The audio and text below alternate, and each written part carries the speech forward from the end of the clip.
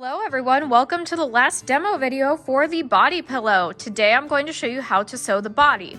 This is very similar to how we sewed the body of the zipper pouch.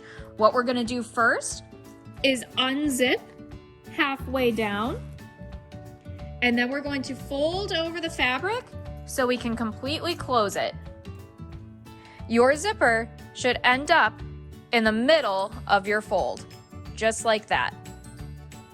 And then you're going to pin all the way around the edges. I'm gonna shake this out and show you what I mean in a second. Okay, now you can see my fabric is wrong sides out. You can tell on mine that that's because of where the words are, and the right side of the zipper, meaning the pull part, is on the inside of the fabric. You should be double checking as you go to make sure that all of those things are correct.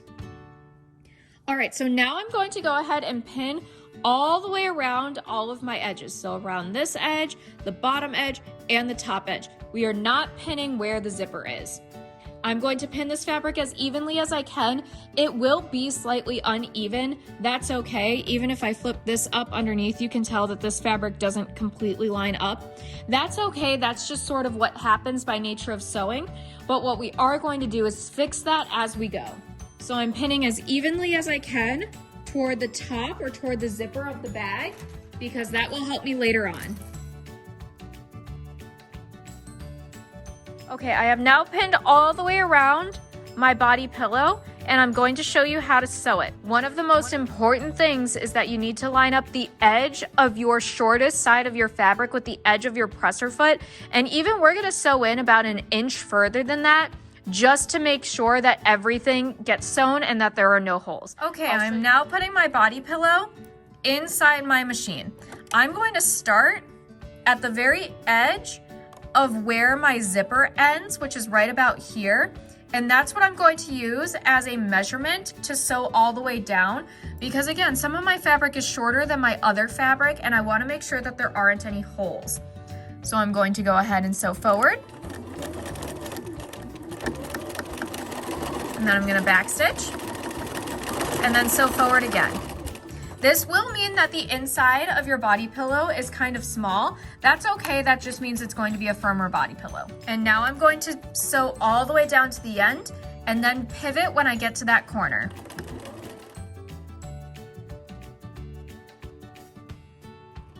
Okay, now that I'm coming up to the edge of where my fabric ends, I'm gonna go ahead and sew a little bit closer because this is where the shorter edge of the fabric is. I'm going to put my needle all the way down in my fabric, and then I'm gonna pivot. And this is what is going to create our body pillow bag. And then I'm gonna continue to sew all the way until I hit the next corner. It's okay if you still have a lot of extra fabric. Clearly my seam allowance is not a 1/4 inch. That's okay, because I would rather have you sew further from the edge and not have any holes in your bag and trim it later, as opposed to not sewing enough. Now that I'm getting closer to the edge of this fabric, the shorter fabric is underneath. I'm going to put my needle all the way down in my fabric, and I'm going to pivot one more time. And now I'm going to sew forward, making sure to incorporate the shortest edge of my fabric and staying as straight as possible. Now that I'm coming close to the top edge, I'm going to be careful to get my top stitches out of the way and sew all the way to the end. And back stitching and sewing forward again and taking it out of the machine and trimming off my loose threads. But this time, before showing you the finished product, we're going to do the same thing again, but with a zigzag stitch. You get the zigzag stitch by pressing number 2 on your machine, and then you can start lining up your stitching. This white line right here, your stitching line, can go against this line right here by my fingernail, and that's how you can ensure that you are going to do a zigzag over the stitching line that you already made. What's nice is that you don't need any pins because you've already sewn the entire thing. This will take a little bit longer, so make sure that you take your time and really keep that line straight. Make sure that your stitching line is always ending up lining up with the line in the middle of your press their foot. You backstitch the same way that you did with the regular stitching as well.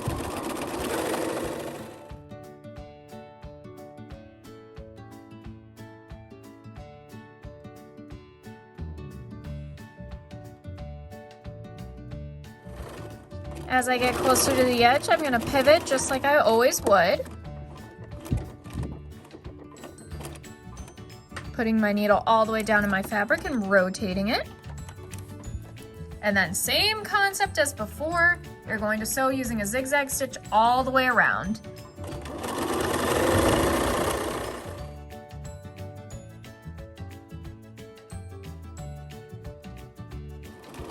Now that I'm coming to the end, I'm going to backstitch and sew forward again.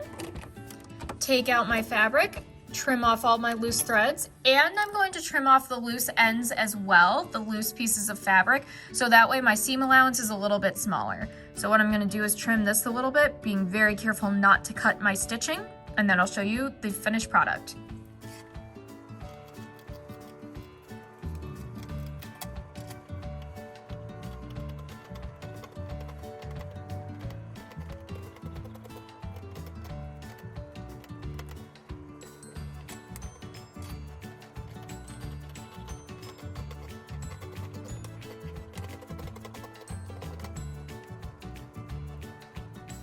Okay, now that all of my loose threads are trimmed, you'll notice that I was very careful not to cut too close to where my stitching line is, because then I might accidentally unravel my bag. And I did that all the way around. So now what I'm gonna do is flip it right sides out, just like what we did with the zipper pouches. Make sure to push out those corners to make sure that your bag looks neat and finished. Again, I will take off points if the corners are not neatly pushed out, so they should be an actual corner. That's part of why we trim our loose pieces of fabric. Again, here's the other corner. Then we make sure that everything lays flat.